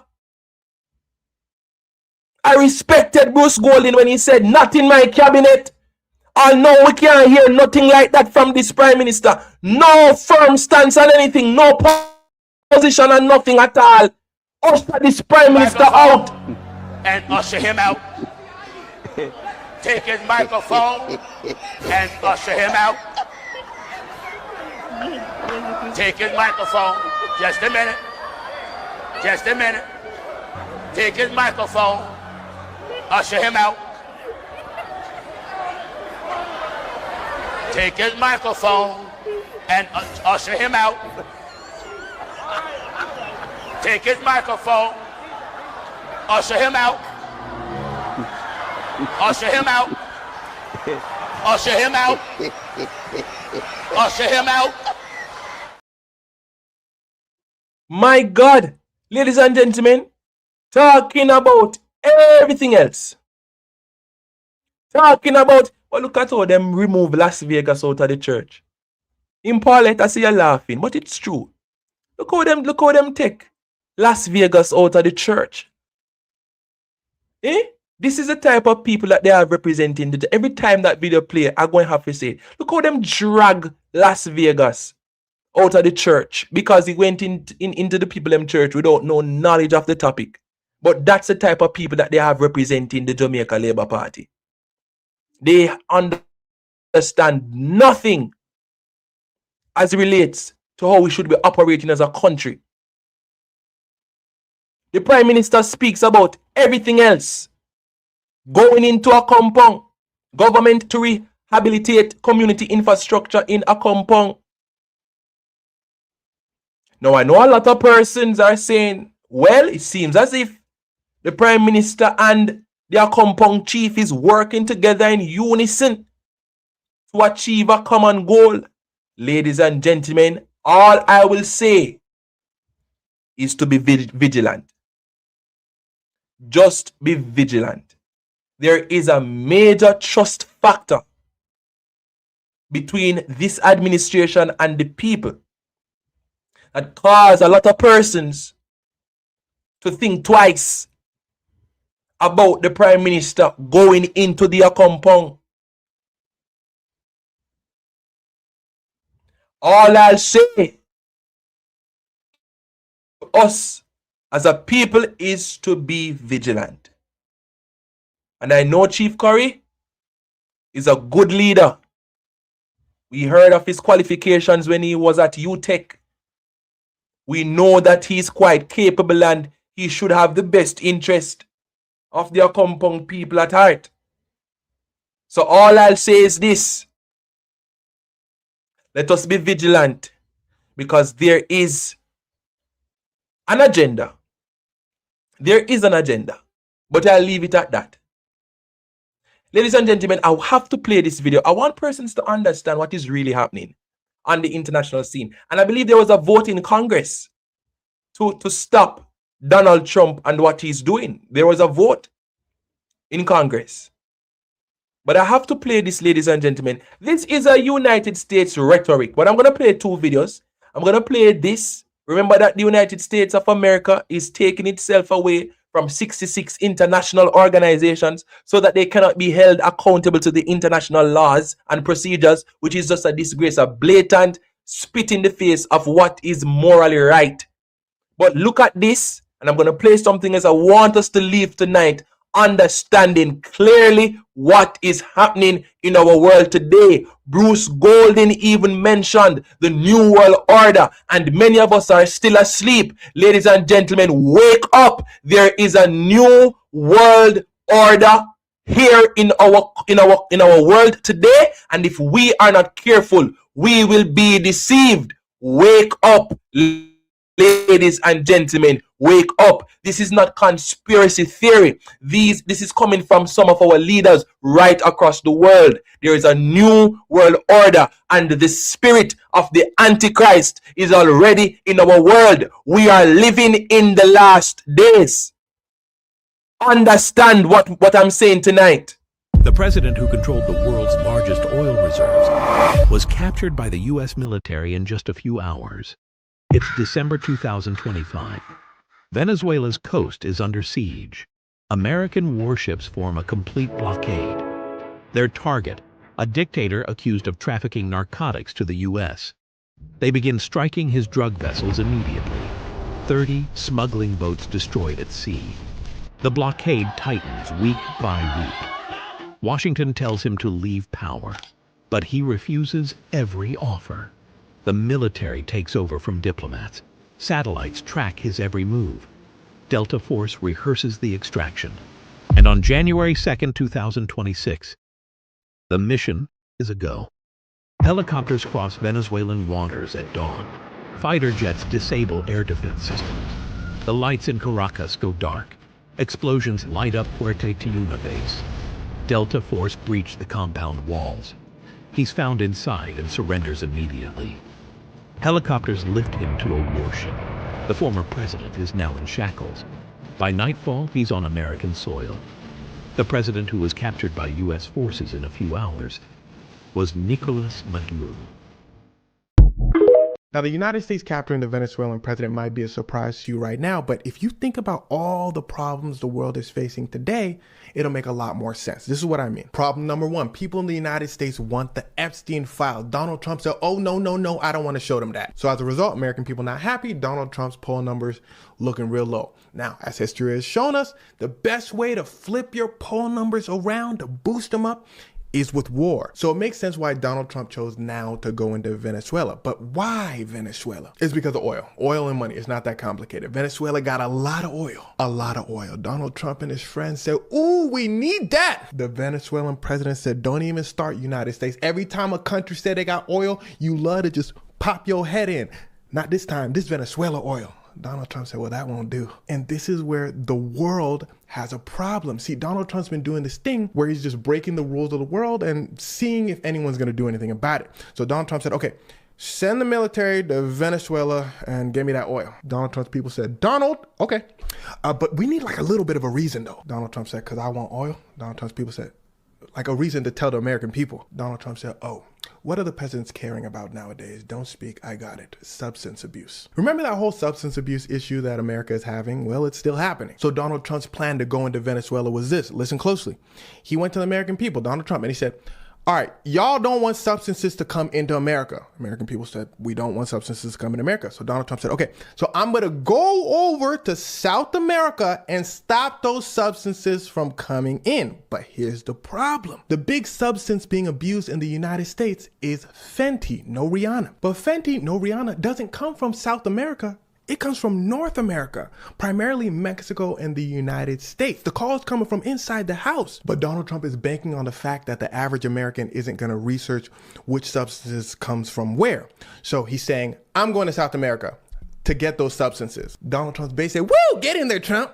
What about the Epstein files though? Donald Trump said, huh? Oh, I'm getting a report. The country that has substances is Venezuela. Yeah, let's go into Venezuela. But suddenly, out of nowhere, the Honduran president was indicted as a substance bringer to the United States. Donald Trump said, Honduras? Boy, I said go to Venezuela. The United States government said, you were talking about substances. We think we got like a supplier for real. Donald Trump said, Honduran president, take this pardon. You free to go. Honduran president said, appreciate you. Donald Trump said, anyway, I said go to Venezuela.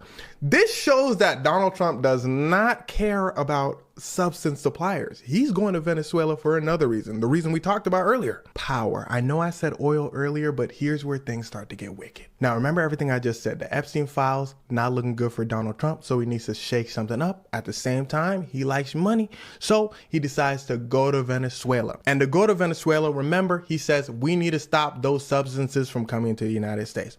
All right, the story actually gets deeper. In the world, there is a set amount of resources. One of those resources being oil. So big countries like to go into smaller countries and take those resources. This is why Europe colonized Africa. This is why Russia is going into Ukraine. This is why the world wars happen. Part of the reason. So after World War I, the countries looked at each other and said, man, we keep going after these small countries for resources. Everybody getting in. We starting world wars. We got to chill. World War II happens like a few years later. Countries looked at each other and said, man, we keep going after these small countries for resources. Everybody getting in. Hold on, we just said this. But there was a difference between World War I and World War II. Nukes. So the countries realized, oh, we are really tripping if we get into another world war because nukes exist now. And it ain't gonna be just a regular world war. The planet is gonna be destroyed. The United Nations formed. The rules of the world are formed. They said, we can't just go into small countries no more and take resources just because we can, or it's gonna go down. Now, countries have continuously bent the rules to take other people's resources anyway, but let's tie this back into Venezuela. Vladimir Putin, it's all gonna tie into Venezuela in a second, trust me. Vladimir Putin said, nah, I don't like those rules. I got a big country, I need resources, I just wanna go into countries like Ukraine and all that. The world said, no. Remember what those old people was talking about in World War II? We can't do that. Now, Putin is desperate right now. Russia is really low on resources. The economy not looking good. So Putin said, look, I'm just finna go into Ukraine anyway. Everybody said, well, the United States finna stop you because they still the big dogs of the world. Donald Trump said, United States who? He get Ukraine, I get Venezuela. China, what y'all want? China said, yeah, we was looking at Taiwan. We not finna lie. So the new plan seems to be get all the resources from the smaller countries in your area. Russia, Ukraine, Eastern Europe, China, South China Sea, United States, South America. And you already heard Donald Trump saying he's trying to take Greenland. Donald Trump already broke the rules of the world by going into Venezuela. He also broke the rules of the United States by invading a foreign country without Congress's approval. He said, what you finna do about it? And now is the time to ask what you finna do about it. And this has always been so interesting to me because what are rules and laws if people don't follow them? Listen to this story real quick. It's all gonna tie in. It's gonna make sense in a moment. When I worked at a school, there was this kid that just kept walking out of class in elementary school. He would just walk out of class and just play all day. I looked at the teachers. I said, that boy just going outside. The teacher said, and he been doing that for a few years. I said, a few years? That boy don't know his mathematics. Get him back in class. The teacher said, how? I said, they called his parents. The parents didn't care. They said, go to class. He said, no.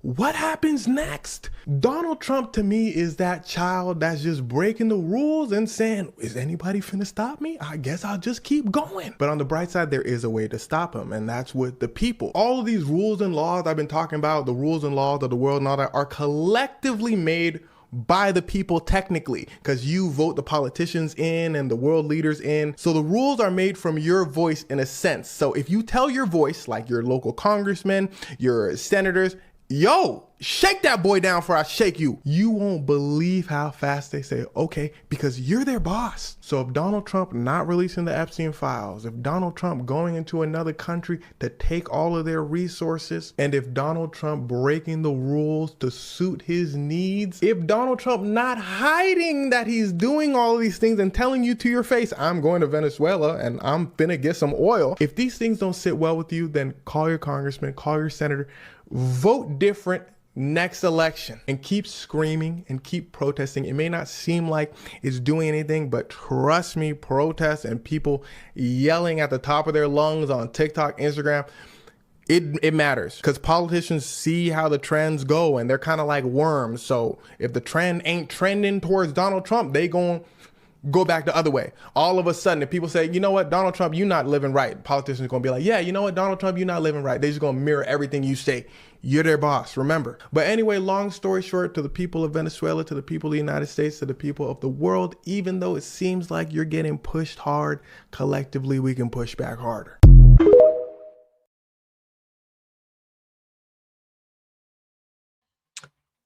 We are living in serious times.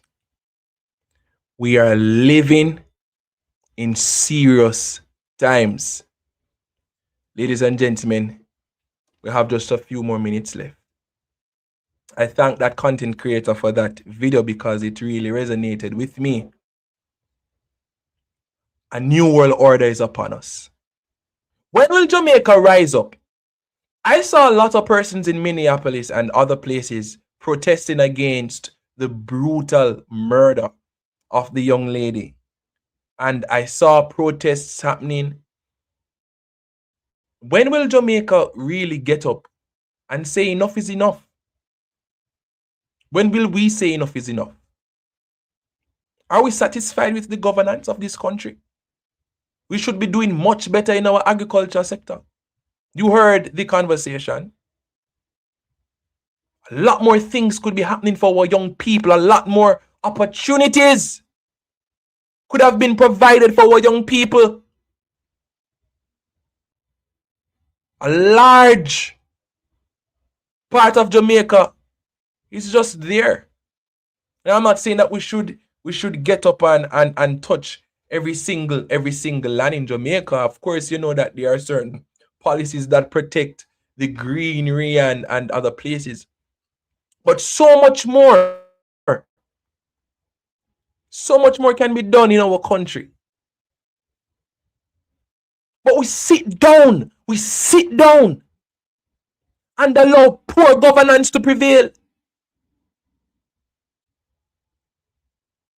So everybody is just benefiting at the top. And what about the little farmers? What about the young people? What about the future for our country? Wake up. Wake up. Ladies and gentlemen, wake up. While men slept, the enemy crept in and they sowed tares among the wheat. And now the tares are choking the wheat. And everybody is sitting down, just watching everything happening. We're just going one day at a time. The power is with the people. Let your voices be heard. Cry out, spare none. Speak up, speak out. You know, I remember my principal in high school used to quote something like this. When everybody is sitting, stand. When everybody is standing, stand up. And when everybody stands up, be outstanding. Ladies and gentlemen, now is not the time for us to conform to this order that has been implemented on the global scene. It seems as if our country and this government has already given over themselves and our country, our beautiful island, to the new world order. But I reject it. I reject it. And I am willing to keep on this mission in speaking out the truth, advocating on behalf of the people of this country, on behalf of the people of our world. Because that's what a good steward will do and must do. When Jesus created the Garden of Eden and placed Adam there, he was meant to be a steward over the things that God created. We saw Jamaica. We come here, come see it. And it is our duty to protect it from criminal politicians, from corrupt leaders, people who drain our resources for their own benefits, people who give over our country to foreign policies and international powers that is not in tandem with what we as Jamaicans should be adhering to. We have to push back and fight against that and take back our country so that the poor people can live and survive and thrive, so our children can have a brighter future.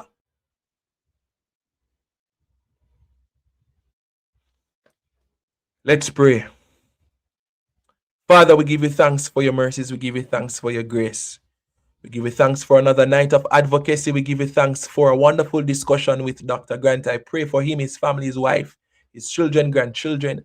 I pray for his career, his knowledge, that as he committed to, he will pass on that knowledge. We must pass on the baton so that the race can continue and so that we can continue to advance this wonderful country. So, Lord, I pray for him and all his efforts. I pray for all the lives represented on this platform tonight, the families represented here. I pray for our governance. I pray for our government and opposition. I pray, mighty God, to protect your people from evil police officers and people who are bloodthirsty and trigger happy. Weed them out and expose them and let them feel the full force of the law.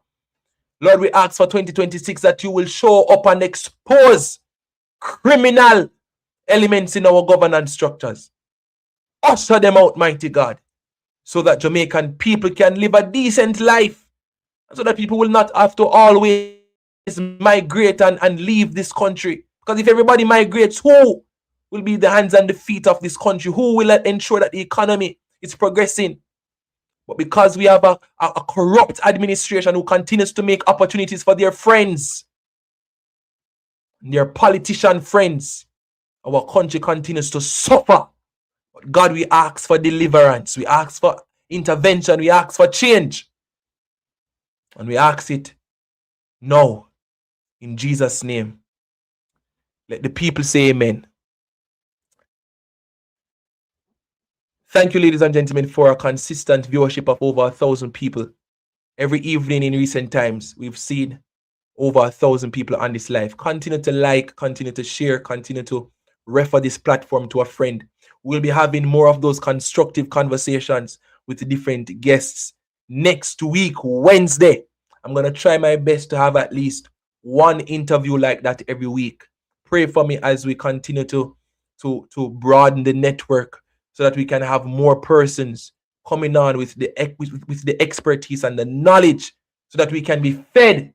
It's not always about the politicking that has its place, but we must have these constructive, thought-provoking, critical conversations so that we can be empowered, we can learn, and we can ask the necessary questions, and we can demand better governance.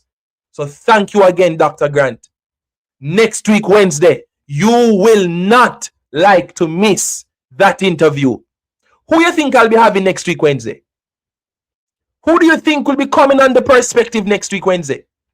The Lord should spare our lives, and if he should tarry a little longer, you will not like to miss next week, Wednesday. Put it down on your calendar. Put it in your notebook. Put it in your diary.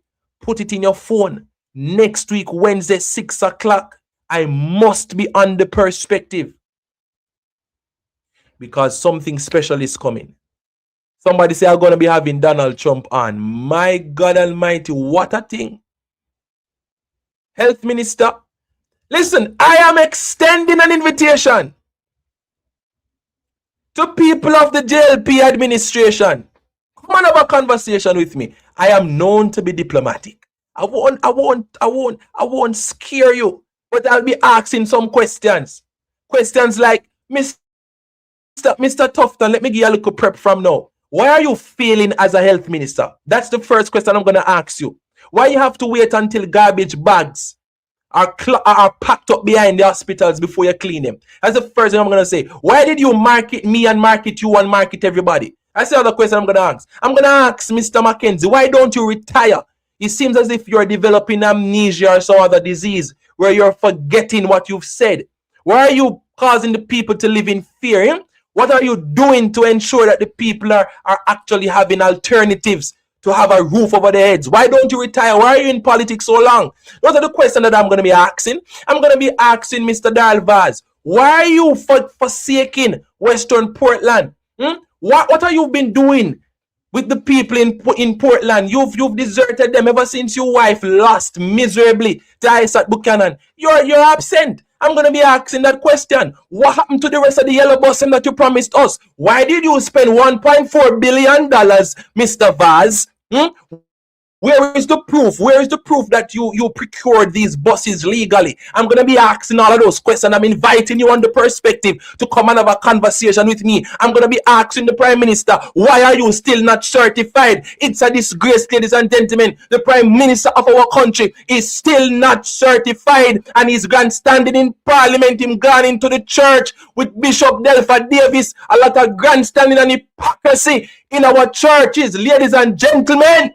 My God. Minister of Health and Wellness, those of you craft this order, I don't know what to say to you, but the Holy Ghost within me tells me that this order is working against the church. It's working against the body of Christ. Mr. Prime Minister, I was watching a program last night and you declare me to be your good friend. My good friend, I'm telling you, sir, this order, God gets no glory out of it. And it's making the society worse than it ought to be. You're crippling the fountain of life that gives life to the nation. You're blocking the well. Somebody give me a chance in this house and plant this. You're blocking the well. You're stopping the fountain. My God Almighty, ladies and gentlemen, this is the perspective. I'll see you tomorrow at 6 p.m. A lot of them blocking the progress. Usher them out. Usher them out, Jesus. I want a deliverance. Jamaica needs a cleansing. Ladies and gentlemen, thank you so much for supporting. I'll see you soon. We'll talk. I want to hear which one I should play first. Should I play The Best Is Yet to Come first, or should I play I Wanna Hear, Wanna Hear? Let me know. I pray. I pray? I pray already, Woman of Fire. I pray already. Who should I play first? Should I play I Am Happy Every Day As I Travel Through This Land? Or should I play Minister Howdy, I Wanna Hear? Which one I should play first? Tell me. Which one I should play first? I want the first thing. Woman of Fire, I pray already. Now I'm going to pray again. I will just decree and declare a blessing over this platform and everybody who is viewing. May your store baskets never go empty.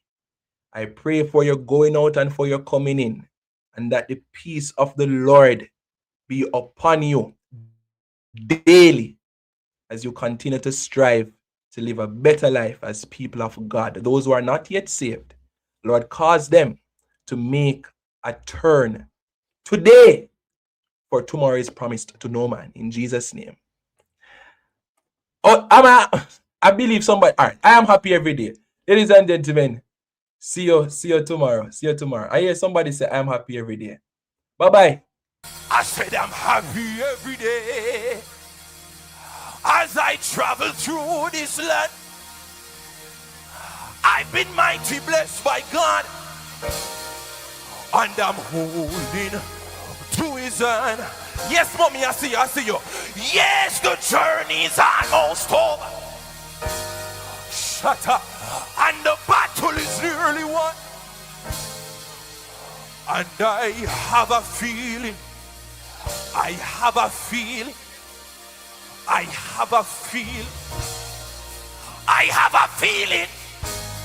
in my heart. The best is yet to come.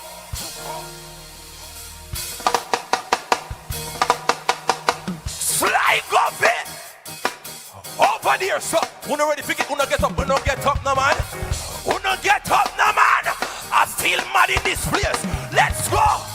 I am happy every day as I travel through this land. I've been mighty blessed by God, and I'm holding to his. Over there, so I said the journey's almost over. I know the battle is nearly won, and I have a feeling in my heart the best is yet. Come on, sir. I said the best is yet to come. When I walk through heaven's gates, yeah, I said the first time I'll see Jesus, I can hardly wait. And he showed me to a mansion and said, child, this is your home. and I have a feeling in my heart. You know this one? Listen, Chuck. Tell me who. Oh, you know.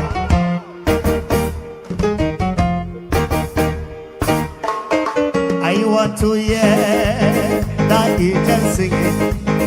I want to be in that number. I want to hear that trumpet song. We have done now. I want to hear archangel voice. I want to hear archangel.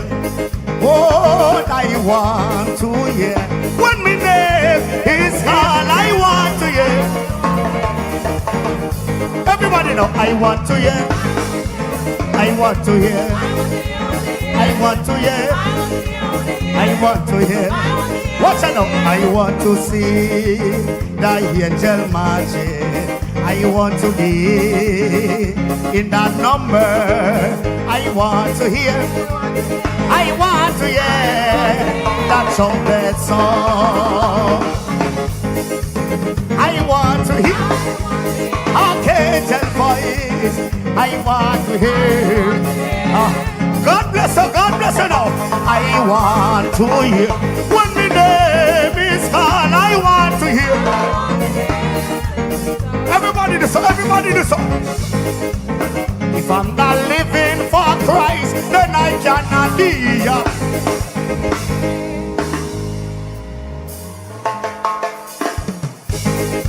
Get something and wave it.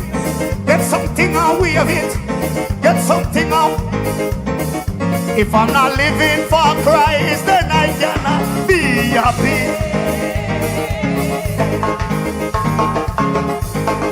Walk out, Christian, walk out, Christian. I only live my life to please. Send me rocking for the road and the star on my phone. I only live my life to please. Live up my life. Come on, we have done, man. Everybody, so. Live up my life. Live for Jesus.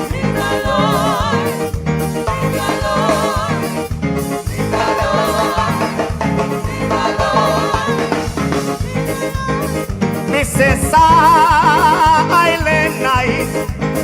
What a holy night. But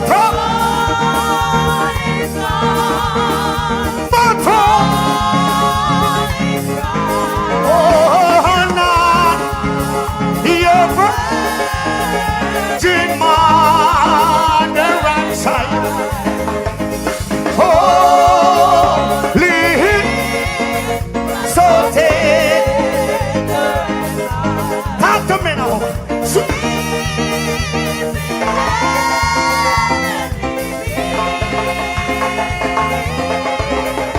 But sweetly,